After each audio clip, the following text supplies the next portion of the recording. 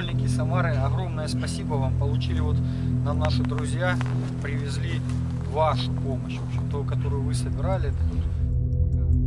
This is the Russian side of the front line in the war between Russia and Ukraine. There are dozens of boxes piled up outside this building, some with a Z written on them, a symbol of support for the war. Among sleeping bags and camouflage netting, there are packages from French brands Auchan and Leroy Merlin. They're two brands owned by France's Mullier Group, and both feature in the top 10 biggest foreign companies in Russia. Unlike other companies, these two brands chose to keep operating in the country after the invasion of Ukraine. They both released a statement justifying the decision. Our job is to meet the essential food needs of the civilian population. We see no reason to penalise our Russian staff for a war that they did not choose. But Auchan, and to a lesser extent Leroy Merlin, are not just trying to help their customers and employees. Le Monde, in partnership with Bellingcat and The Insider, got access to internal emails and eyewitness accounts in Auchan's Russian branch, and verified photos and videos published on social media. We found evidence that products sold by the two companies are being sent to Russian soldiers fighting in Ukraine. In the case of Auchan, these documents are proof that management could not be totally unaware of where these products were going. And they show how managers even organised donation drives themselves.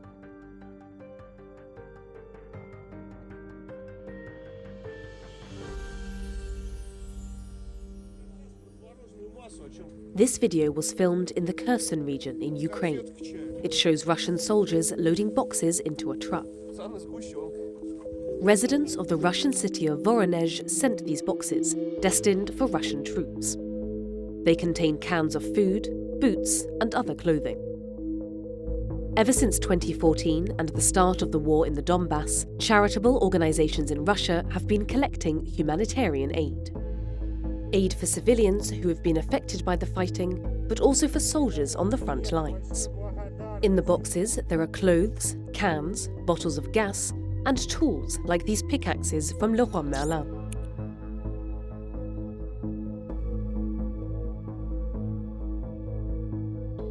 Some deliveries also include military products, like these flak jackets.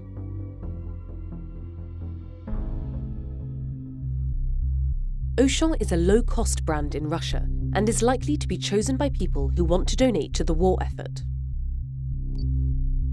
In the town of Samara, volunteers have been running a drop-off point for donations in an Auchan store since November 2022. It's set up here, just in front of the store's checkouts.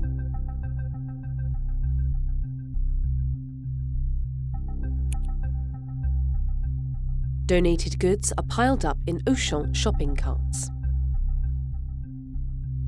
You can see signs supporting the war, clearly indicating what these donations are for. Photos posted on social media show people posing with the Auchan products that they're donating to the war effort. Elsewhere, the brand is even marked as a partner in these collections. In the city of Vladimir, to the east of Moscow, this charity collects and delivers goods to the front lines. It thanked Auchan on social media for its help collecting donations. The Auchan chain is a new partner. In this photo, you can see private label products from the Auchan brand in the boxes. In the other, Sergei C., a manager at the charity, poses with Alexei S., a store security guard, in front of the same truck. In response to our questions, Auchan insisted that no collections took place with Auchan's agreement and did not take place in stores. The company added that its stores do not provide any voluntary and active assistance to any categories of consumers other than the Russian civil population. However, we know that as well as charity donations, the company itself organised donation drives of its own products, presented as humanitarian aid, with a value of several tens of thousands of euros.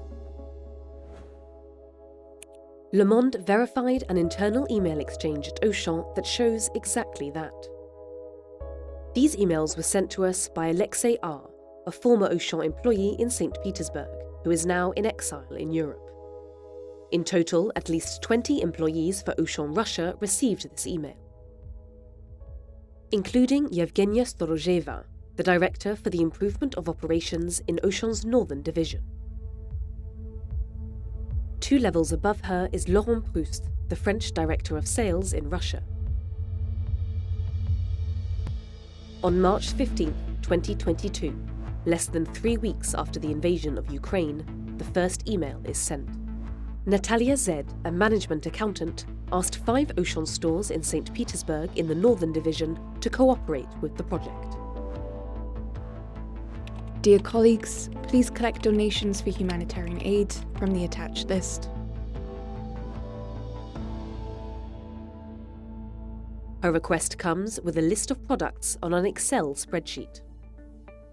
On the first page, there are a dozen products with their corresponding Auchan reference numbers. The second page shows the quantity of each product and the store providing it. At least 1 metric ton of goods was collected in total, with a value of more than 2 million rubles, which is around 27,000 euros. Other emails discuss the logistics of collecting and transporting the goods. A photo sent by an employee shows that the products, here disposable razors, are packaged in boxes marked humanitarian aid. The emails also mention 3 drivers and their vehicles. They have to deliver the products to a 6th Auchan store, also in St. Petersburg. We were able to confirm that at least one of these trips took place. The license plate mentioned in the email belongs to a truck transporting goods, this one. The truck's driver told us that he had delivered humanitarian aid to St. Petersburg for his client Auchan on that date. Did Auchan managers in Russia know where these donations were going? Alexei R. tells us that they did. He was the one who sent us these documents. On March 22nd, 2022, trucks came to bring humanitarian aid to the Auchan Sovereigny store in St. Petersburg. I asked the manager what was the end destination. She replied, "Think about it. How can you not know?" I replied that I had no idea about the final destination.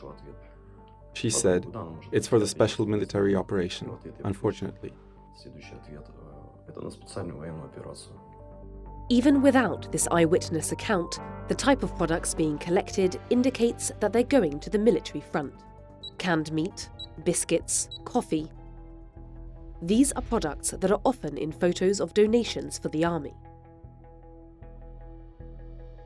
The sizes of hundreds of pairs of socks in the list are also revealing.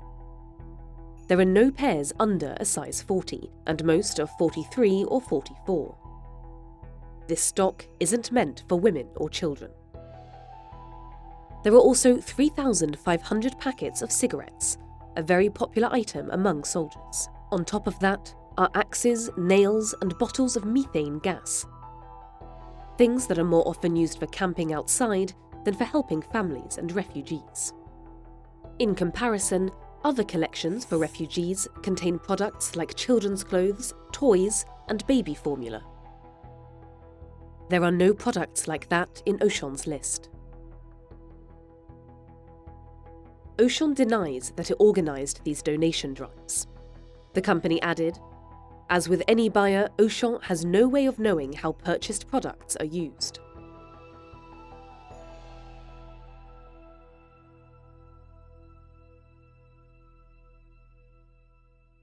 March 23, 2022. Volodymyr Zelensky speaks to France's parliament, pleading, French companies must leave the Russian market. Renault, Auchan, Leroy Merlin, and all of the other groups have to stop sponsoring the Russian war machine. Renault sells its stake and leaves, but Auchan and Leroy Merlin from the Mullier Group choose to stay in Russia. A few months later, Vladimir Putin declares partial mobilization in the country. According to Russian law, companies operating in the country now have to provide buildings, communications equipment, land, means of transport, and other material goods in accordance with the mobilization. Other companies shut up shop, like Danone, which sold 90% of its business there, but not the Mullier Group. Almost a year after the war started, Le Monde's investigation with Bellingcat and The Insider shows that Leroy Merlin and Auchan products are still being sent to Russian troops on the front lines. So why did these French companies stay in Russia? Russia accounts for a large part of the group's revenue. It's one of their most important markets after France. In 2021, at least 20% of Leroy Merlin's turnover was made in Russia, compared to around 10% for Auchan. The two companies said that they had suspended all new investments in Russia since the war began.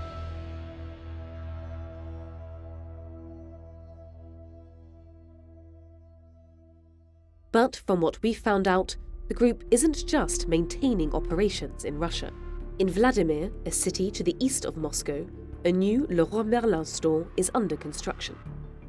Building work started on February 4, 2022, 3 weeks before the invasion of Ukraine. When asked, the company said that the new store wouldn't open as planned in spring 2023. Building work, however, carried on until November 2022, as these satellite images show.